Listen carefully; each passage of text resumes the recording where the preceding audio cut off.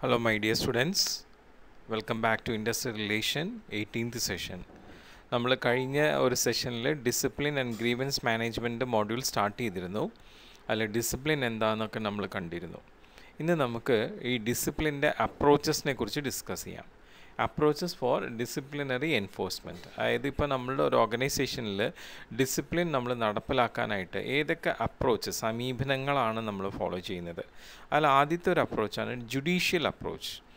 Judicial approach എന്ന് വെച്ചാൽ നിയമപരമായിട്ടുള്ള അപ്രോച്ച്. അതായത് ഒരു ഡിസിപ്ലിനറി ആക്ഷൻ എടുക്കുമ്പോൾ അല്ലെങ്കിൽ ഒരു ഡിസിപ്ലിനറി കണ്ടീഷൻസ് ഫോം ചെയ്യുമ്പോൾ അതിൽ നിയമപരമായിട്ടുള്ള അപ്രോച്ച് മിക്കവാറും നമ്മുടെ ഇന്ത്യയിൽ ഇങ്ങനെയുള്ള ഒരു ജുഡീഷ്യൽ അപ്രോച്ചാണ് നമ്മളിപ്പോൾ ഫോളോ ചെയ്യുന്നത്. കാരണം ഇപ്പോഴത്തെ ഇപ്പോഴത്തെ പ്രസൻറ്റ് സാഹചര്യത്തിൽ നമ്മളുടെ ഈ പറയുന്ന ഓർഗനൈസേഷനിലെ മാനേജേഴ്സിന് ഒരുപാട് ഡിസിപ്ലിനറി ഇഷ്യൂസ് ഹാൻഡിൽ ചെയ്യുന്നതായിട്ട് വരുന്നുണ്ട്.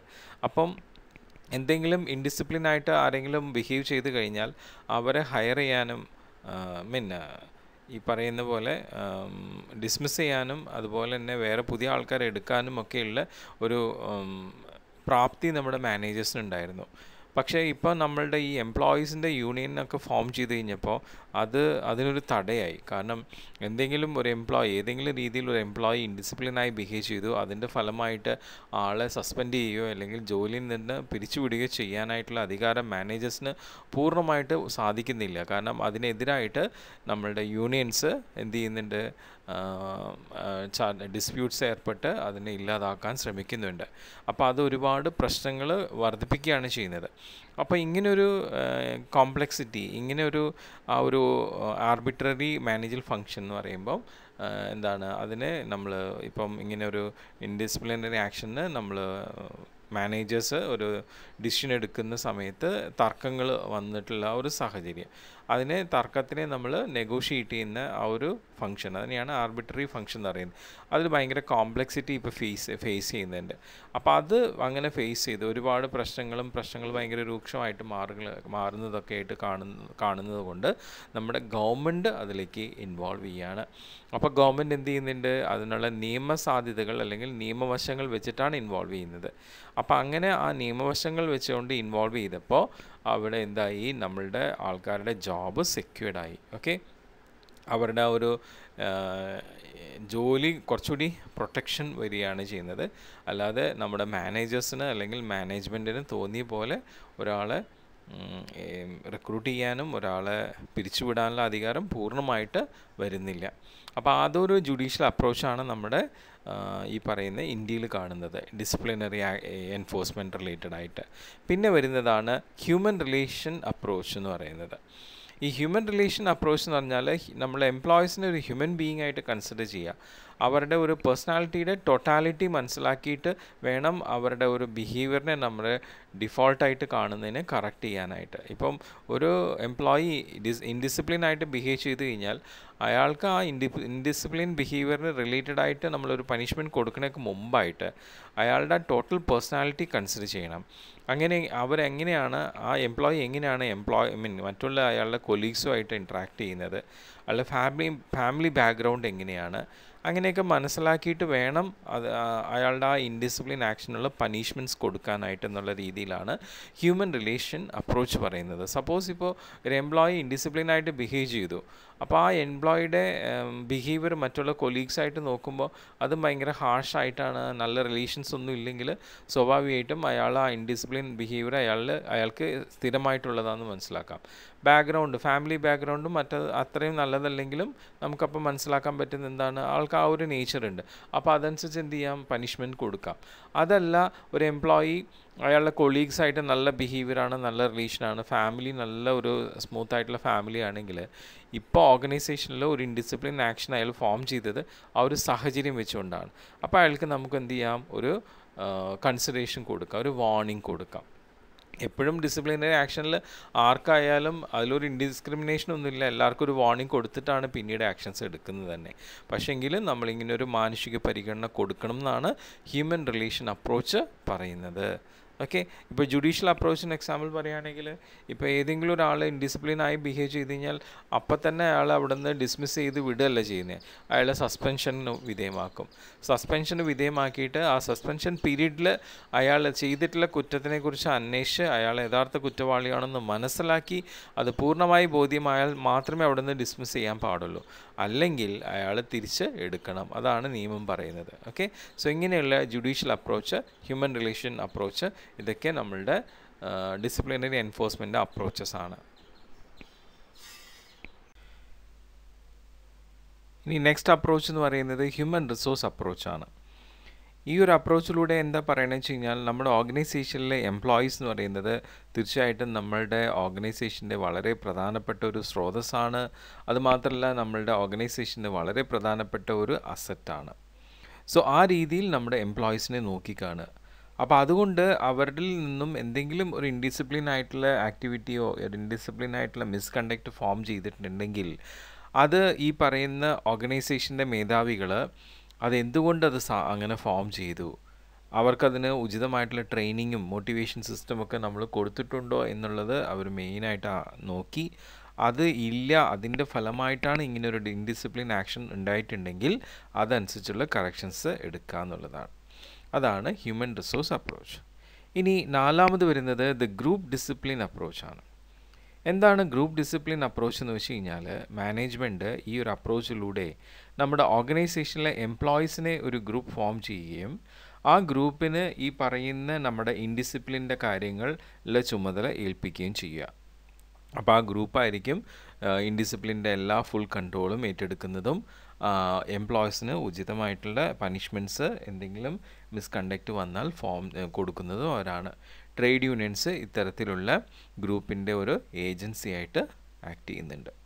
അതാണ് ഗ്രൂപ്പ് ഡിസിപ്ലിൻ അപ്രോച്ച്. പിന്നെ ദ ലീഡർഷിപ്പ് അപ്രോച്ച് എന്ന് പറയുമ്പോൾ മാനേജർ പൊസിഷനിലുള്ള ആൾക്കാർ, സൂപ്പർവൈസേഴ്സ്, മാനേജേഴ്സിനൊക്കെ ഈ പറയുന്ന ഡിസിപ്ലിനെ കുറിച്ചുള്ള proper guide, control, training, development ഒക്കെ കൊടുക്കുന്നുണ്ടാവും. എന്നിട്ട് ഈ സൂപ്പർവൈസേഴ്സ് അല്ലെങ്കിൽ മാനേജേഴ്സ് ഇത്തരത്തിൽ ഡിസിപ്ലിൻ റിലേറ്റഡ് ആയിട്ടുള്ള കാര്യങ്ങൾ കിട്ടിയിട്ടുള്ളവർ ഒരു ഗ്രൂപ്പിനെ ലീഡ് ചെയ്ത് ഡിസിപ്ലിൻ റൂൾസ് അഡ്മിനിസ്ട്രേറ്റ് ചെയ്യുന്നു. അതാണ് ലീഡർഷിപ്പ് അപ്രോച്ച്. അപ്പോൾ ഇത്രയും അപ്രോച്ചസ് ആണ് നമുക്ക് ഈ ഡിസിപ്ലിനറി ആക്ഷൻസിന് വേണ്ടിയിട്ട് ഫോം ചെയ്തിട്ടുള്ളത്. ഇനി നമുക്ക് നെക്സ്റ്റ് നോക്കാൻ എപ്പോഴും എക്സാമിന് ചോദിക്കുന്ന ഒരു ചോദ്യമാണ് വാട്ട് ഈസ് ഇൻഡിസിപ്ലിൻ. 2 മാർക്കിന് ചോദിക്കുന്നതാണ്. ഇൻഡിസിപ്ലിൻ എന്ന് വെച്ചാൽ violation of formal and informal rules and regulations in N organisation. ഒരു ഓർഗനൈസേഷനിൽ ഫോർമലായിട്ടുള്ളതും ഇൻഫോർമൽ ആയിട്ടുള്ള റൂൾസ് ആൻഡ് റെഗുലേഷൻസ് ഉണ്ട് അല്ലേ. അപ്പോൾ അതിനെ നമ്മൾ വയലേറ്റ് ചെയ്യുന്നതാണ് എന്ത് ഇൻഡിസിപ്ലിൻ എന്ന് പറയുന്നത്. ഓർഗനൈസേഷൻ തന്നെ ഫോം ചെയ്തിട്ടുള്ള റൂൾസ് ആൻഡ് റെഗുലേഷൻസ് ഉണ്ട്, അതാണ് formal rules and regulations. Informal എന്ന് വെച്ച് കഴിഞ്ഞാൽ ഓൾറെഡി അണ്ടർസ്റ്റുഡ് ആയിട്ടുള്ള കുറച്ച് റൂൾസ് ആൻഡ് റെഗുലേഷൻസ് ഉണ്ട്, ജനറലായിട്ട് ഉള്ളത് അല്ലേ. അതാണ് ഇൻഫോർമൽ റൂൾസ് ആൻഡ് റെഗുലേഷൻസ് എന്ന് പറയുന്നത് അല്ലേ. ഇപ്പോൾ ഫോർ എക്സാമ്പിൾ, ഇപ്പോൾ ഓർഗനൈസേഷനിൽ കൃത്യസമയത്ത് വരണം, കൃത്യമായ വർക്ക് ചെയ്യണം, കൃത്യസമയത്ത് ഇവിടെ നിന്ന് ക്വിറ്റ് ചെയ്തിരിക്കണം എന്നൊക്കെ പറഞ്ഞിട്ട് ഓർഗനൈസേഷൻ്റെ റൂൾ പറയുന്നുണ്ട്. അത് ഫോർമൽ റൂൾസാണ്. ഇൻഫോർമൽ റൂൾസ് എന്ന് പറയുന്നത് എന്താണ്, നമ്മൾ ഓർഗനൈസേഷൻ്റെ ഉള്ളിൽ വന്നു കഴിയുമ്പോൾ നമ്മൾ നല്ല കൾച്ചറായിട്ടുള്ള രീതിയിൽ ബിഹേവ് ചെയ്യണം. അത് അണ്ടർസ്റ്റുഡ് ആയിട്ടുള്ള കാര്യമാണ് അല്ലേ.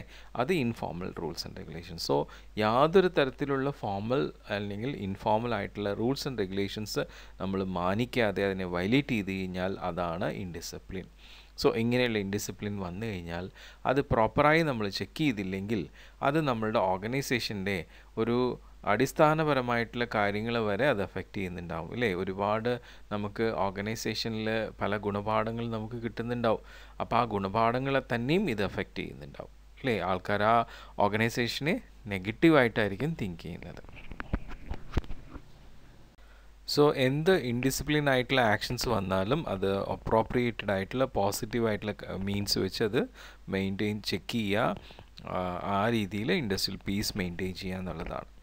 ഇനി നമ്മളുടെ പല രീതിയിലുള്ള ഇൻഡിസിപ്ലിൻ ഫോംസ് ഉണ്ട്, അത് ഏതൊക്കെയാണെന്നുള്ളത് നോക്കാം. ഈ ഇൻഡിസിപ്ലിനെ നമ്മൾ മിസ്കണ്ടക്റ്റ് എന്നും പറയും അല്ലേ. ഏതൊക്കെ രീതിയിലാണ്? ഡിസൊബീഡിയൻസ്, ഒട്ടും തന്നെ ഒബേ ചെയ്യാതിരിക്കുക.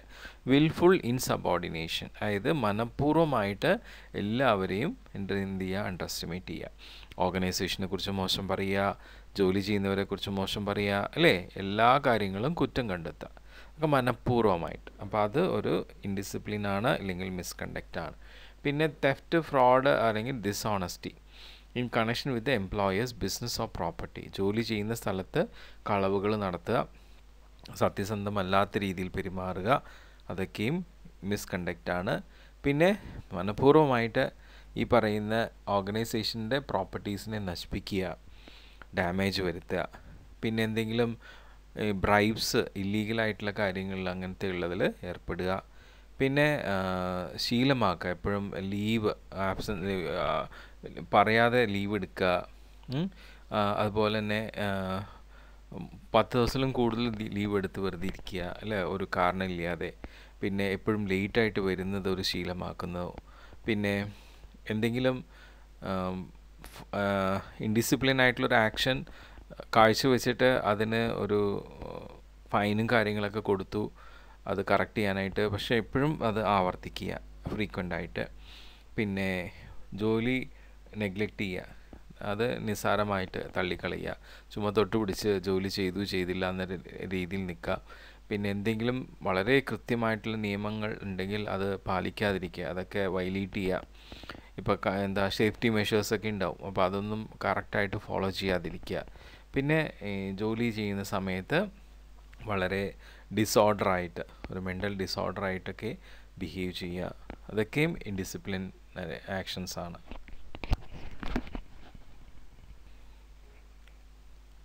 അതുപോലെ പെട്ടെന്ന് തന്നെ സ്ട്രൈക്കുകൾ ഫോം ചെയ്യുക.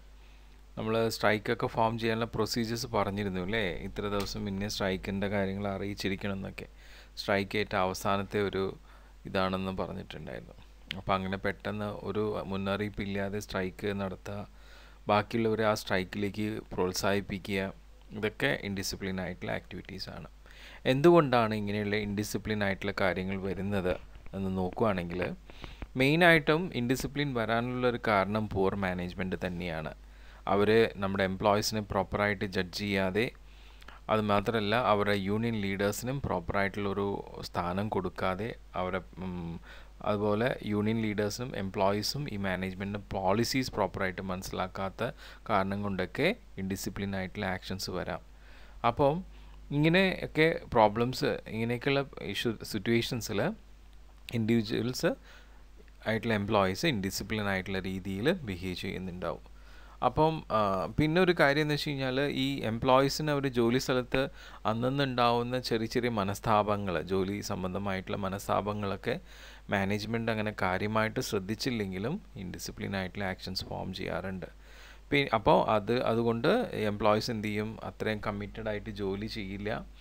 പിന്നെ ഈ പറയുന്ന വേറെ പല ഫാക്ടേഴ്സ് എടുക്കുകയാണെങ്കിൽ, ഓർഗനൈസേഷനിൽ അൺഫെയർ ആയിട്ടുള്ള ലേബർ പ്രാക്ടീസസ് ഉണ്ടെങ്കിൽ, അതുപോലെ അവരെ വിക്ടിംസ് ആയിട്ട് മാനേജ്മെൻറ്റ് കൺസിഡർ ചെയ്യുകയാണെങ്കിൽ, അതുപോലെ വേജ് ഡിഫറൻസസ് ഉള്ളപ്പോൾ, തെറ്റായിട്ടുള്ള വർക്ക് അസൈൻമെൻറ്റ് കൊടുക്കുമ്പോൾ, ഡിഫക്റ്റീവ് ആയിട്ടുള്ള ഗ്രീവൻസ് പ്രൊസീജിയർ ഉള്ളപ്പോൾ, അതുപോലെ ലോ വേജസ് കൊടുക്കുമ്പോൾ, പൂറായിട്ടുള്ള കമ്മ്യൂണിക്കേഷൻസ് ഉള്ളപ്പോൾ, അതുപോലെ ഇൻഎഫക്റ്റീവ് ആയിട്ടുള്ള ലീഡർഷിപ്പ് കൊണ്ട് ഒക്കെ ഒരുപാട് ഇൻഡിസിപ്ലിൻ ആയിട്ടുള്ള ബിഹേവിയേഴ്സ് എംപ്ലോയീസിൽ ഫോം ചെയ്യും. സോ ഇത് കൂടാതെ ഒരുപാട് സോഷ്യോ എക്കണോമിക്കൽ കൾച്ചറൽ ഫാക്ടേഴ്സും ഇൻഡിസിപ്ലിന് കാരണമാവുന്നുണ്ട്. അപ്പോൾ ഇങ്ങനെയുള്ള ഇൻഡിസിപ്ലിനറി ആയിട്ടുള്ള ആക്ഷൻസ് വരുന്ന സമയത്ത് അതിന് റെമഡിയലായിട്ടുള്ള മെഷേഴ്സ് എന്താണ്, അല്ലെങ്കിൽ ഇൻഡിസിപ്ലിനറി ആക്ഷൻസിന് വരാതിരിക്കാനുള്ള പ്രീ റെക്വിസിറ്റ്സ് എന്തൊക്കെയാണെന്ന് നോക്കുകയാണെങ്കിൽ, നമുക്കറിയാം നമ്മളുടെ എംപ്ലോയീസ് എന്ന് പറയുന്നത് നമ്മളുടെ ഓർഗനൈസേഷൻ്റെ പ്രൊഡക്ഷൻ്റെ പ്രധാനപ്പെട്ട ഘടകങ്ങളാണ്. അപ്പോൾ അതുകൊണ്ട് എപ്പോഴും ഓർഗനൈസേഷൻ അവരുടെ ഒരു പ്രോസ്പാരിറ്റിയും എന്തായാലും നോക്കേണ്ടതുണ്ട്. അപ്പോൾ അതുകൊണ്ട് തന്നെ ലേബേഴ്സിനെ പ്രോപ്പറായിട്ട് മോട്ടിവേറ്റ് ചെയ്ത് ഓർഗനൈസേഷൻ്റെ ഒബ്ജക്റ്റീവ്സ് അച്ചീവ് ചെയ്യാനായിട്ട് അവരെ പ്രാപ്തരാക്കുക എന്നുള്ളതാണ്. അപ്പോൾ അതുകൊണ്ട് തന്നെ ഈ ഇൻഡിസിപ്ലിനറി ആക്ഷൻസ് ഒക്കെ വരുമ്പോൾ നല്ല ഒരു ഹ്യൂമൻ റിലേഷൻ അപ്രോച്ച് ആയിരിക്കും അവരെ അതിൽ നിന്നും പിന്തിരിപ്പിക്കാനായിട്ട് മാനേജ്മെൻറ്റിനെ സപ്പോർട്ട് ചെയ്യുന്നത്. സോ നമ്മളുടെ എംപ്ലോയീസ് എപ്പോഴും വളരെ എഫിഷ്യൻ്റായിട്ട് സത്യസന്ധമായിട്ട് നമ്മളുടെ ഓർഗനൈസേഷന് വേണ്ടി നിലകൊള്ളാൻ ഹ്യൂമൻ റിലേഷൻ അപ്രോച്ചാണ് ഏറ്റവും നല്ലത്. സോ അങ്ങനെ നമ്മളുടെ ഹ്യൂമൻ റിലേഷൻ അപ്രോച്ച് അനുസരിച്ച് എംപ്ലോയീസിൻ്റെ ഭാഗത്തുനിന്ന് എന്ത് ഇൻഡിസിപ്ലിനറി ആയിട്ടുള്ള ആക്ഷൻസ് ഫോം ചെയ്താലും മാനേജ്മെൻറ്റ് അതിനെ അനലൈസ് ചെയ്ത് സ്റ്റഡി ചെയ്ത് ആ ഇൻഡിസിപ്ലിൻ്റെ കോസ് എന്താണ്, അതിന് നെസസറി ആയിട്ട് എന്ത് ആക്ഷൻസ് എടുക്കണം എന്നുള്ളത് ശരിയായ രീതിയിൽ മനസ്സിലാക്കിയെടുക്കണം. അങ്ങനെ ഓരോ ഇൻഡിവിജ്വലായിട്ടുള്ള വർക്കേഴ്സിനും വളരെ, അപ്പോൾ അതനുസരിച്ച് ഓരോ ഇൻഡിവിജ്വലായിട്ടുള്ള വർക്കേഴ്സിനും വളരെ ഫെയറും റീസണബിളായിട്ടുള്ള വേജ് ആദ്യം മെയിൻറ്റെയിൻ ചെയ്ത് കൊടുക്കണം എന്നുള്ളതാണ്. കാരണം അങ്ങനെ റീസണബിളായിട്ടുള്ള വേജ് കിട്ടിയാൽ മാത്രമേ ഓരോ എംപ്ലോയിക്കും അയാളുടെ ഫാമിലിയിലെ നല്ല ഹെൽത്തി ആയിട്ടും നല്ല രീതിയിൽ മുന്നോട്ട് കൊണ്ടുപോകാനായിട്ട് പറ്റുള്ളൂ. അപ്പം വേജ് ഓരോരുത്തർക്കും കിട്ടേണ്ടത് ഉചിതമായിട്ടുള്ള രീതി തന്നെയായിരിക്കണം മാനേജ്മെൻറ്റ് കൊടുക്കേണ്ടത്. ഓക്കെ, അതൊരു പ്രധാനപ്പെട്ട ഒരു റെമഡിയൽ മെഷറാണ്. കാരണം ഒരു എംപ്ലോയി ഒരു ഓർഗനൈസേഷനിൽ ജോയിൻ ചെയ്യുമ്പോൾ അയാൾ ഒരു കോൺട്രാക്റ്റ് ആ ഓർഗനൈസേഷനായിട്ട് ഫോം ചെയ്യാണ്. അതിൽ അയാൾ ഒരു പർട്ടിക്കുലർ വർക്ക് ചെയ്യാം എന്ന് സമ്മതിക്കുകയും ഓർഗനൈസേഷനോട് കൂറ് പുലർത്താമെന്നും അയാൾ വാഗ്ദാനം ചെയ്യുന്നു. അപ്പോൾ അതിന് റിട്ടേൺ ആയിട്ട് നമ്മുടെ ഓർഗനൈസേഷൻ അയാൾക്ക് നല്ല ഒരു എക്കണോമിക് റിവാർഡ് കൊടുക്കണം, എംപ്ലോയ്മെൻറ്റ് സെക്യൂരിറ്റി കൊടുക്കണം, ഫെയർ ആയിട്ട് ആ എംപ്ലോയിനെ ട്രീറ്റ് ചെയ്യണം, മറ്റുള്ള എല്ലാ എംപ്ലോയീസിനെ പോലെ ട്രീറ്റ് ചെയ്യണം. അതുപോലെ എംപ്ലോയർ വേണ്ട രീതിയിലുള്ള എല്ലാ സപ്പോർട്ടും ആ എംപ്ലോയിക്ക് കൊടുത്തിരിക്കണം. സോ ഈ രീതിയിൽ ആ എംപ്ലോയിനെ അയാളുടെ ജോബിൽ നിലനിൽക്കാനും അതിന് വേണ്ട സെക്യൂരിറ്റി കൊടുക്കാനും അതുപോലെ തന്നെ ആ ജോബിൽ അയാൾക്ക് വേണ്ട എല്ലാ സൗകര്യങ്ങളും അതുപോലെ ജോലി ചെയ്യുന്ന സമയത്ത് അയാൾക്കുണ്ടാവുന്ന ആ ഫീലിങ്സ്, സെൻറ്റിമെൻറ്റ്സ് അതൊക്കെ എക്സ്പ്രസ് ചെയ്യാനുള്ള ഫ്രീഡവും ഈ ഒരു ഹ്യൂമൻ റിലേഷൻ അപ്രോച്ചിലൂടെ കൊടുക്കേണ്ടതാണ്. അപ്പോൾ അങ്ങനെയൊക്കെ വരുമ്പോൾ നമ്മളുടെ ഇൻഡിസിപ്ലിൻ ആയിട്ടുള്ള ആക്ഷൻസൊക്കെ നമുക്ക് ഇല്ലാതാക്കാനായിട്ട് പറ്റും. അതുപോലെ തന്നെ ഈ പറയുന്ന ഹ്യൂമൻ റിലേഷൻ അപ്രോച്ച് അനുസരിച്ച് നമ്മുടെ ട്രേഡ് യൂണിയൻ ലീഡേഴ്സ് അവരും ഈ പറയുന്ന വർക്കേഴ്സിൻ്റെ ഉള്ളിൽ നിന്നും ഫോം ചെയ്യേണ്ടതാണ്. അവർ ഈ വർക്കേഴ്സിൻ്റെ ഉള്ളിൽ നിന്ന് ഫോം ചെയ്യുമ്പോൾ അവർക്ക് വളരെ കൃത്യമായിട്ട് അവരുടെ വർക്കേഴ്സിൻ്റെ ഫീലിങ്സും റിയാക്ഷൻസും ഒക്കെ ശരിയായ രീതിയിൽ മനസ്സിലാക്കിയെടുക്കാനായിട്ടും അതനുസരിച്ച് റൈറ്റ് ആയിട്ടുള്ള കാര്യങ്ങൾ മാനേജ്മെൻറ്റിൻ്റെ അടുത്ത് ഉന്നയിക്കാനായിട്ടും അയാൾക്ക് പറ്റുന്നുണ്ടാവും.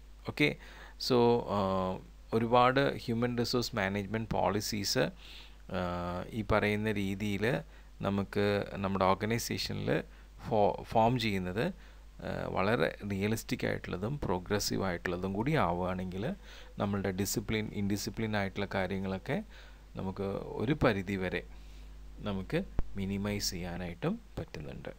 ഓക്കെ.